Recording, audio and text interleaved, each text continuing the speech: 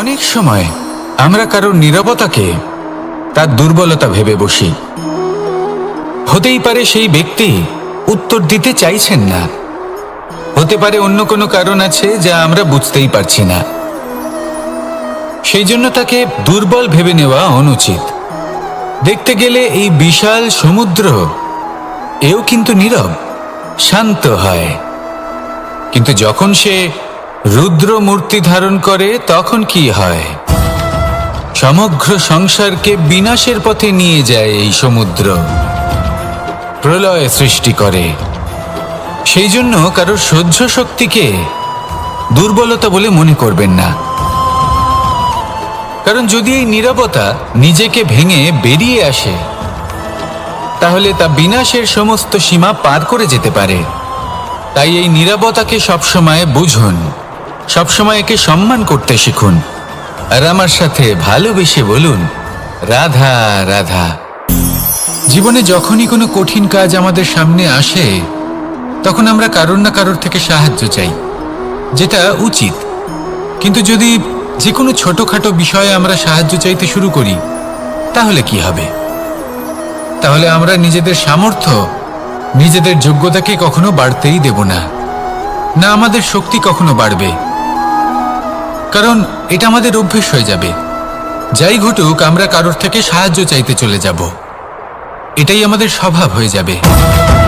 সেই জন্য আমাদের যেটা করা উচিত সেটা হলো, যতক্ষণ না আর কোনো উপায় থাকছে ততক্ষণ আপনি কারোর থেকে সাহায্য চাইতে যাবেন না। চেষ্টা করুন, যা সংকট থাকুক, সমস্যা থাকুক, পরিস্থিতি যতই কঠিন হোক, নিজে সমাধান করতে চেষ্টা করুন। যতটা পারবেন আত্মনির্ভর হওয়ার চেষ্টা করুন। যদি এটা করতে পারেন, তাহলে আপনি অনেক কিছু শিখবেন। দিন প্রতিদিন আপনার জীবন আরো বেশি উজ্জ্বল হয়ে উঠবে, ব্যক্তিত্বের বিকাশ ঘটবে, আপনার শক্তি বৃদ্ধি পাবে, যোগ্যতা বৃদ্ধি পাবে, আত্মবিশ্বাস জেগে উঠবে, আর আত্মনির্ভর হয়ে মন বলবে, রাধা রাধা। আপনি কখনো পর্বতের শিখরে উঠেছেন? আপনি দেখতে পাবেন পর্বতের পদতলে প্রচুর সুন্দর ফুল রয়েছে, সবুজ বনানী রয়েছে। যত আপনি ওপরে উঠতে থাকবেন, তত ফুল কমতে থাকবে, সবুজ বনানী কমতে থাকবে। আরো কিছুটা ওপরে উঠলে কাঁটা জাতীয় গাছ দেখতে পাবেন, শুকনো গাছ দেখতে পাবেন। আরো যদি ওপরে ওঠেন তাহলে পাষাণ দেখতে পাবেন। আরো উপরে উঠলে হিমখণ্ড দেখতে পাবেন। এই যে পর্বত, তা মনুষ্য জীবনের সব থেকে উত্তম উদাহরণ। মানুষ যখন সাফল্যের শিখরে পৌঁছতে চান, মহানুভবতার শিখরে পৌঁছতে চান, পথে যত আস্তে আস্তে উপরে উঠতে থাকেন, ততই ভৌতিক বস্তু তার থেকে বিচ্ছিন্ন হতে থাকে। যদি তিনি সেই ভৌতিক বস্তুগুলি ত্যাগ না করতে পারেন, তাহলে কখনোই সেই স্থানে পৌঁছতে পারবেন না। আর মানুষ যদি উচিত ত্যাগ করতে পারেন, পথে অগ্রসর হতে থাকেন, এগোতে থাকেন, তাহলে একদিন না একদিন তিনি মহানুভবতার, জ্ঞানের, সাফল্যের হিমের স্বাদ অবশ্যই লাভ করবেন। মনে রাখবেন, মানব জীবনের ত্যাগ হলো অত্যন্ত গুরুত্বপূর্ণ অংশ। আসুন আমার সাথে ভালোবেসে বলুন, রাধা রাধা। একবার একজন গুরু তার শিষ্যদের পরীক্ষা নিচ্ছিলেন। উনি ওনার প্রত্যেক শিষ্যকে একটি করে পাখি দিয়ে বললেন,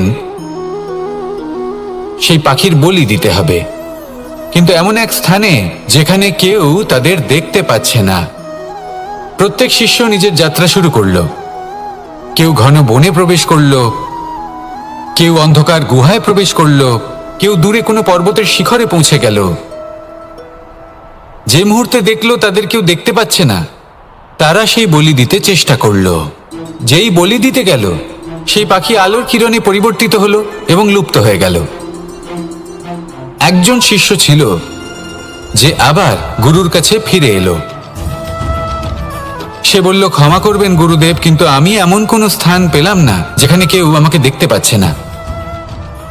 অন্য কেউ না দেখতে পেলেও আমি নিজে দেখতে পাচ্ছিলাম, আমার অন্তর্মন দেখতে পাচ্ছিল। সেই শিষ্য বুঝতে পেরেছিল যে পরমাত্মার দৃষ্টি সবসময় তাকে দেখতে পাচ্ছে, আর ও কখনো অনুচিত কর্ম করতে পারবে না। আর শুধুমাত্র এই কারণে সেই শিষ্যই সেই পরীক্ষায় উত্তীর্ণ হলো। আসুন আর আমার সাথে ভালোবেসে বলুন, রাধা রাধা। রাত্রে আমরা সুখ নিদ্রা লাভ করি, আমরা স্বপ্ন দেখি, ভবিষ্যতের পরিকল্পনা করি, খুব ভালো লাগে। সকালে যখন চোখ খুলি নিদ্রা ভঙ্গ হয়, স্বপ্ন সেইখানেই ভেঙে যায়, আর তারপর আমরা আমাদের রোজকার জীবন যাপন করি। স্বপ্ন হয়তো মানুষ রাতের বেলায় দেখেন, কিন্তু সেটাকে সার্থক দিনের বেলাতেই করতে হয়। রাতে মধুর বাতাসের নিচে কোমল শয্যায় শুয়ে মাতার গলায় মিষ্টি গান শুনতে শুনতে নিদ্রায় আচ্ছন্ন হওয়া, স্বপ্ন দেখা, ভবিষ্যতের পরিকল্পনা করা বড়ই সরল। কিন্তু সকালবেলায় সময় মতো উঠে সূর্যের তাপ সহ্য করে, সেই উষ্ণতা সহ্য করে সর্বাঙ্গ ঘেমে গিয়ে নিজের পথ খুঁজে বের করা, সেই পথে অগ্রসর হওয়া, বাধা বিপত্তি এসবের সম্মুখীন হওয়া, আর তারপর লক্ষ্য লাভ করা, এগুলো কঠিন কাজ। এ হলো অত্যন্ত কঠিন কাজ। যদি আপনি চান যে স্বপ্ন আপনি দেখেছেন তা সত্যি হোক, তাহলে দিনের বেলায় আপনাকে বেরিয়ে কর্ম করতেই হবে, পরিশ্রম করতেই হবে। মনের এই চক্ষু দিয়ে স্বপ্ন দেখা সম্ভব, কিন্তু যদি আপনি বুঝতে পারেন যে এই স্বপ্নই হলো আপনার লক্ষ্য, তাহলে তাকে সার্থক করতে শুধুমাত্র পরিশ্রম দ্বারাই করতে হবে।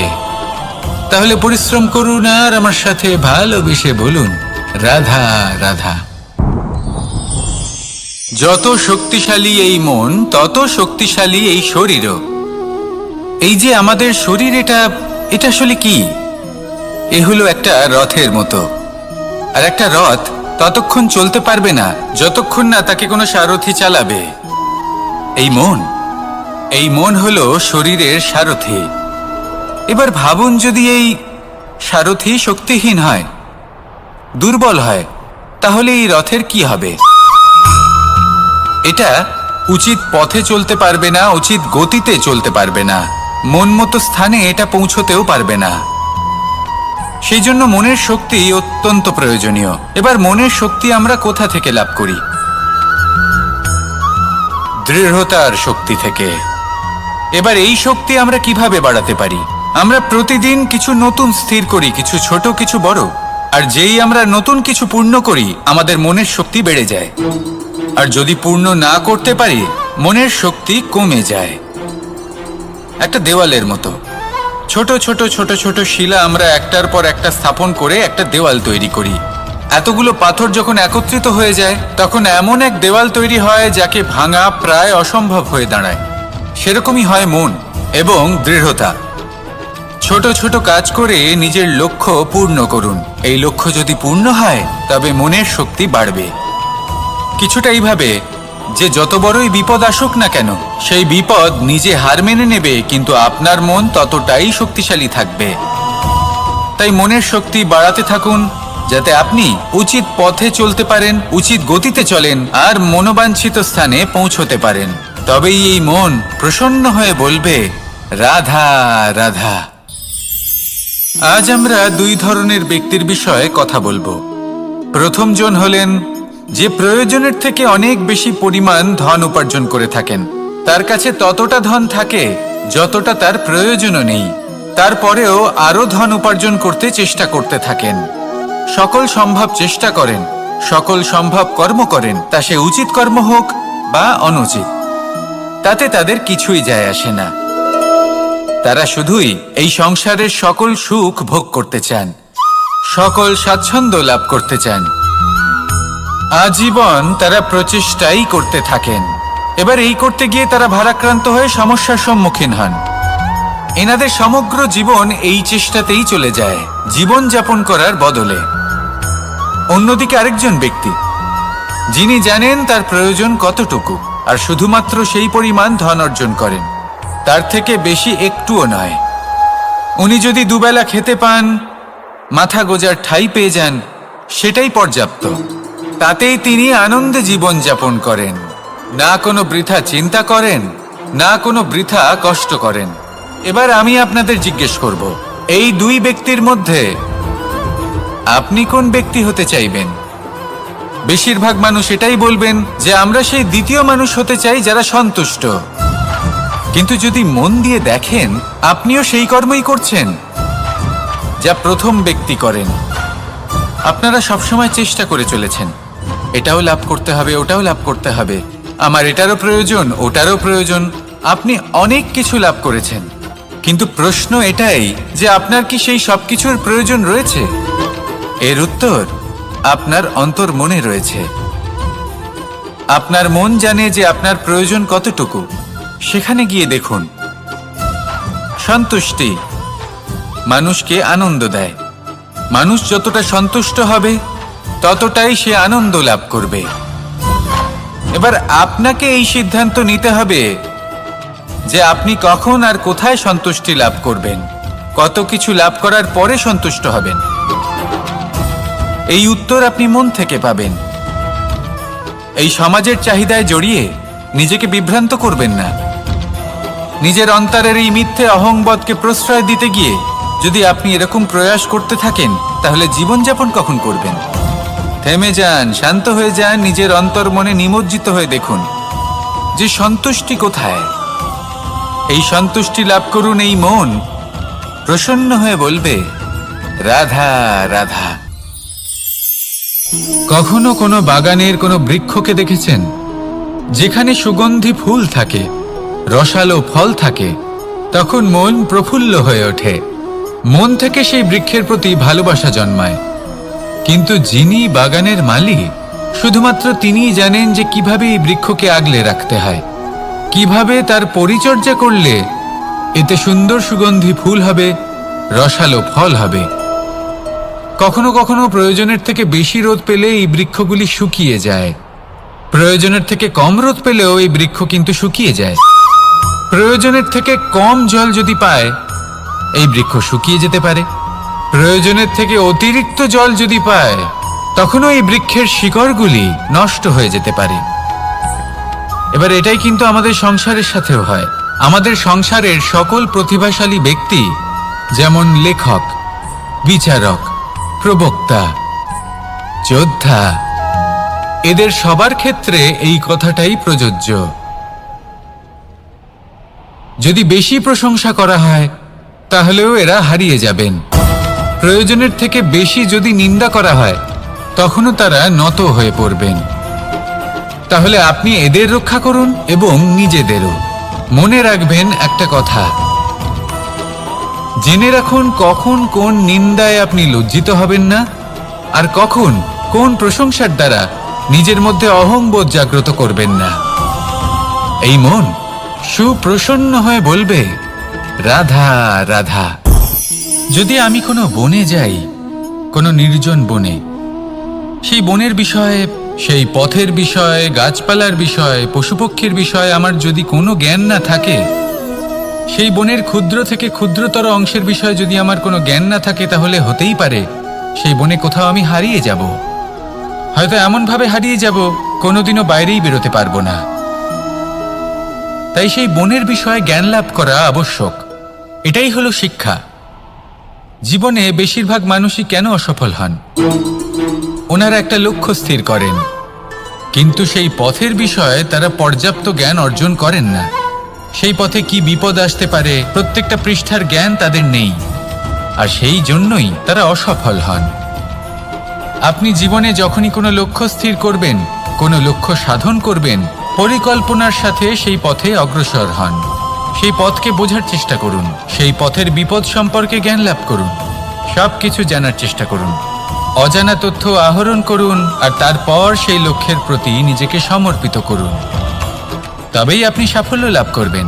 আর এই মন প্রসন্ন হয়ে বলবে, রাধা রাধা।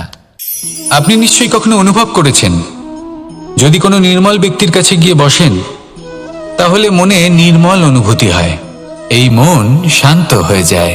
সেইখানেই কোনো দুশ্চরিত্র মানুষের কাছে গিয়ে বসলে এই মন বিচলিত হয়ে যায়। কারণটা কি? কারণ যে ব্যক্তি নির্মল মনের, তিনি সবার মধ্যে নির্মলতা ছড়িয়ে দেন। আমাদের অন্তরে যা থাকে আমরা সেটাই সবার মধ্যে বিতরণ করি। যদি আপনি এই সংসারে শুভ বোধ ছড়িয়ে দিতে চান, তাহলে প্রথমে শুভ গ্রহণ করুন, তা অর্জন করুন। এই সংসারে জ্ঞানের শক্তি লাভ করুন, আর সেই জ্ঞানের শক্তি সংসারে বিতরণ করুন। শান্তি এবং সন্তোষ প্রদান করুন। কারণ যেমন বীজ এই সংসারে বপন করবেন তেমনই ফল আপনি লাভ করবেন। যেমন দেবেন তেমন ফিরেও পাবেন।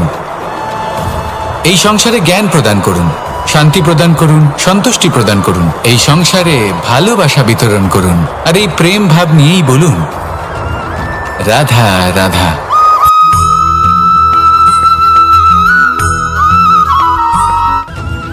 রাধা রাধা। এই সংসারে সবথেকে বেশি মূল্যবান কি হতে পারে? সময়।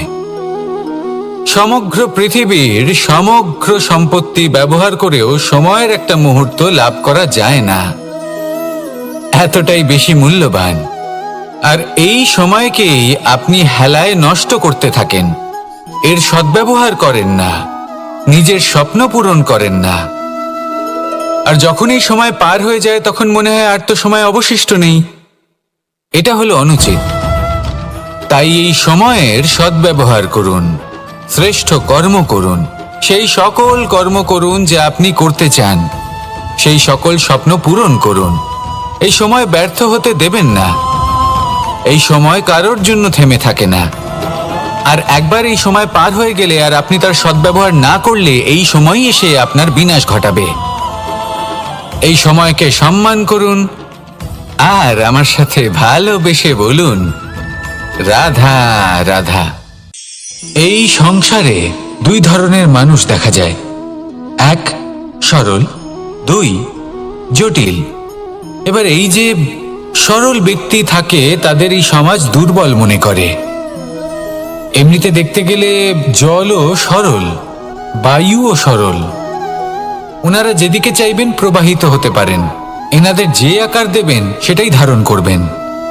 কিন্তু এরা বাস্তব রূপ ধারণ করলে তখন কি হয়? এই জল এমন এক ধারায় পরিণত হয় যে অনেক বড় বড় পাথরকে খণ্ডিত করে দিতে পারে। এই বায়ু এমন এক চক্রবাতে পরিণত হয় যা সংসারে বিনাশ ডেকে আনে। তাই যে ব্যক্তি সরল তার সরলতাকে সম্মান করুন, তাকে সম্মান করুন, তাকে ভালোবাসা দিন। আর আমার সাথে ভালোবেসে বলুন, রাধা রাধা। খেলা খেলতে কে না ভালোবাসেন? আমরা প্রত্যেকেই যখন সময় পাই, সুযোগ পাই, তখনই আমরা কোনো খেলা খেলি। খেলার সময় দুই ধরনের মানুষ ওখানে থাকেন, এক যারা অংশগ্রহণ করেন, আর দুই যারা দেখতে থাকেন, যারা দর্শক হয়ে দেখেন, যারা নিজের পক্ষের বিজয়ের ফলে উচ্ছ্বসিত হয়ে থাকেন, পরাজয়ের ফলে শোক পালন করেন, পরামর্শ দিয়ে থাকেন। আর বিজয়ী কে হন? বিজয়ী তিনি হন যিনি অংশগ্রহণ করেন। নির্বাচন আপনাকে করতে হবে, আপনি কি করতে চান? আপনি কি খেলোয়াড় হতে চান নাকি আপনি দর্শক হতে চান? যদি আপনি বিজয়ের আনন্দ লাভ করতে চান, সেই রোমাঞ্চ অনুভব করতে চান, তাহলে খেলতে হবে। ময়দানে আপনাকে নামতেই হবে। পরাজয়ের সম্ভাবনার ভয়ের সাথে আপনাকে লড়াই করতেই হবে। বিপক্ষের আহ্বানকে স্বীকার করতেই হবে, খেলোয়াড় হয়ে উঠতে হবে। তবেই এই বিজয়ের সম্ভাবনা থাকবে। আসলে কি, দর্শক হয়ে পরামর্শ দেওয়া অত্যন্ত সহজ, ময়দানে নেমে অংশগ্রহণ করা অত্যন্ত কঠিন।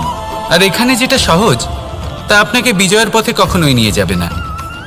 আসুন আমার সাথে ভালোবেসে বলুন, রাধা রাধা। এই সংসারে মানুষ জন্মগ্রহণ করেন, বড় হতে থাকেন, পুরুষার্থ লাভ করেন, অর্জন করেন।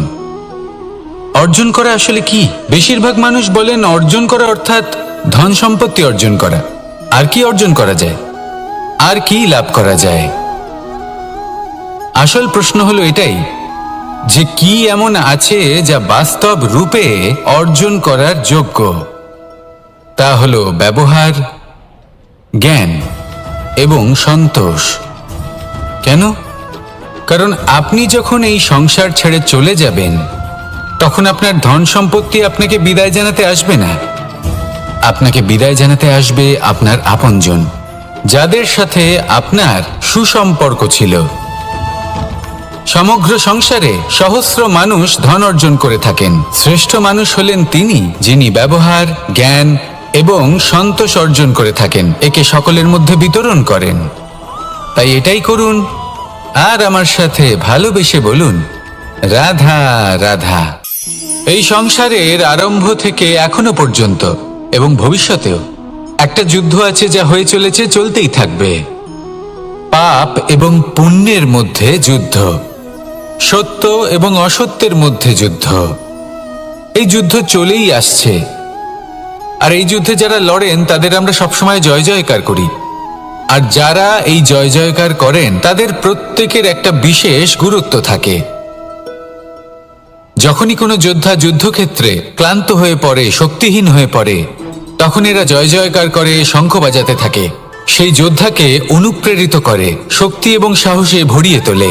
আর তখন সেই যোদ্ধা সেই যুদ্ধকে এগিয়ে নিয়ে যেতে পারে। যখন শ্রীরাম লঙ্কা যাত্রা করার জন্য সেতু তৈরি করছিলেন, তখন একটা ছোট্ট মিষ্টি কাঠবিড়ালি নিজের মুখে মাটির টুকরো বয়ে নিয়ে গিয়ে তার সাধ্যমতো তাকে সাহায্য করছিল। শ্রীরাম দেখলেন এবং বললেন যে ও তো সবার মনোবল বৃদ্ধি করছে, সবাইকে প্রেরিত করছে। ও বলল যে আমি এত ছোট হয়েও যদি এই কাজ করতে পারি, তাহলে আপনারা সবাই কেন পারবেন না? এটাই হলো সেই সকলের মাহাত্ম্য, যারা জয় জয়কার করেন, অনুপ্রেরিত করেন, সাহস যোগান। ওনারা সেই ব্যক্তি যারা একজন যোদ্ধার মধ্যে যুদ্ধকে জয় করার শক্তি প্রদান করেন। আসুন আমার সাথে ভালোবেসে বলুন, রাধা রাধা। সংসারে আমাদের জীবনে যখন কোনো সুখ বা দুঃখ আসে, তার জন্য আমরা কাউকে না কাউকে অবশ্যই দায়ী করে থাকি, তাই না? এই ব্যক্তি আমাদের সাথে এরকম কাজ করেছেন, তাই আমার সাথে এমন হলো। ওই ব্যক্তি যদি এমনটা না করতেন, তাহলে আজ আমি ওই স্থানে পৌঁছতে পারতাম। সবই আপনার দৃষ্টিভঙ্গির ওপর নির্ভরশীল, আর যদি আপনার দৃষ্টিভঙ্গি এমন হয়, তাহলে তা অনুচিত। সত্যি কথা বলতে, এই সংসারে ভিন্ন ভিন্ন ধরনের মানুষ আছে। এটা আপনার উপর নির্ভর করছে কিভাবে তাদের স্বাগত জানাবেন। একবার ভাবুন, আমি আমার দুটো হাত সামনে নিয়ে এলাম, দুটো মুঠো খুলে দিলাম। দুই প্রকারের মানুষ আসবেন, কিছু না কিছু দিয়ে যাবেন। এই মুঠো যদি আমি বন্ধ করে দিই, তাহলে না কেউ আমাকে কিছু দিতে পারবে, না আমার কিছু যাবে আসবে। নিশ্চয়ই বুঝতে পারছেন এই দুই ধরনের ব্যক্তি কারা এবং তারা কি দিয়ে যান। আমি যদি নিজের মুঠো খুলে দিই, তাহলে কিছু ভালো মানুষ আসবেন, আমাকে আনন্দ, সন্তুষ্টি, জ্ঞান প্রদান করে যাবেন, ভালো অভিজ্ঞতা দিয়ে যাবেন। কোনো খারাপ ব্যক্তি যদি আসেন, তাহলে তিনিও খারাপ অভিজ্ঞতা দেবেন, যার থেকে আমি শিক্ষা লাভ করব। এই সব কিছু আমি লাভ করতে পারি। মুঠো যদি বন্ধ করে রাখি, তাহলে আমি কিছুই পাবো না। দেখুন, এই সংসারে প্রত্যেকের জীবনে এইরকম।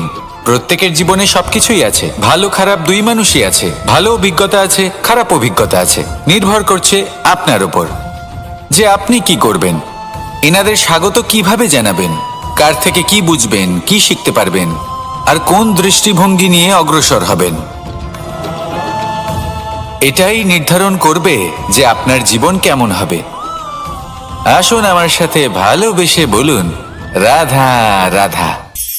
এটা হলো একটা সাদা পাতা। এবার এতে আমি যাই লিখব, সেটাই এর অস্তিত্ব হবে।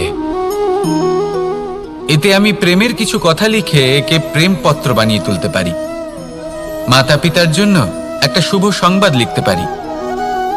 শত্রুর বিষয়ে সতর্ক করব বলে সেনাকে একটা সংবাদ লিখতে পারি। দ্বারকাবাসীর জন্য কোনো সংবাদ পাঠাতে পারি। যাই লিখব, এই পত্র সেটাই হয়ে উঠবে। সেই রকমই হলো আমাদের জীবন। আমরা যেমন কর্ম আমরা করব, আমাদের অস্তিত্ব এবং ব্যক্তিত্ব ঠিক তেমনই হয়ে উঠবে। যদি আপনি একটা অসাধারণ, উজ্জ্বল এবং সম্মানজনক জীবনযাপন করতে চান, তাহলে তার একটা রহস্য আপনাকে বলি। যেমন কথন হবে, কর্ম তেমন হবে। অর্থাৎ যতটুকু বলেছেন ততটুকুই করুন, আর যতটুকু করেছেন ততটুকুই বলুন। এই একটা নিয়ম যদি আপনারা পালন করেন, তাহলে এই সংসারের সমস্ত পণ্ডিত আপনাকে অবশ্যই সম্মান করবেন। তাহলে এটাই করুন, আর আমার সাথে ভালোবেসে বলুন, রাধা রাধা। মানুষের জীবন সবসময় ন্যায় আর অন্যায়ের মাঝে ঘুরপাক খেতে থাকে। প্রত্যেক মানুষের মনে হয় কোথাও না কোথাও তার সাথে অন্যায় হচ্ছে। কেউ বলেন যে ভাগ্য আমার সাথে অন্যায় করেছে, কেউ আবার বলেন এই সংসার আমার সাথে অন্যায় করেছে।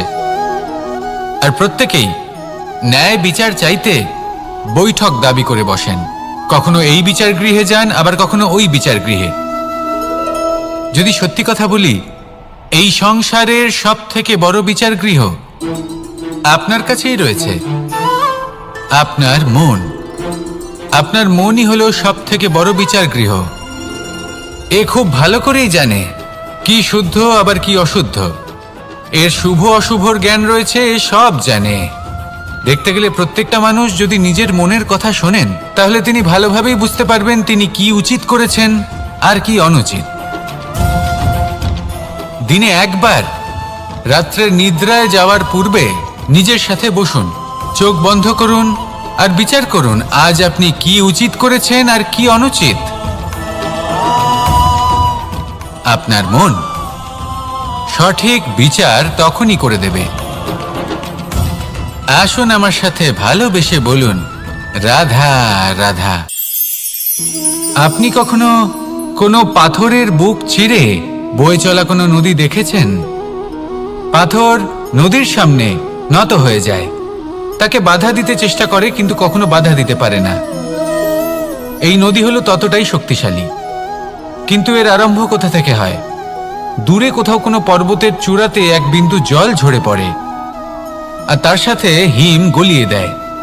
তারপর জলের শক্তি বৃদ্ধি পায়, তারপর অনেক বিপদের সম্মুখীন হয় আর অনেক ধরনের বাধা সে অতিক্রম করে।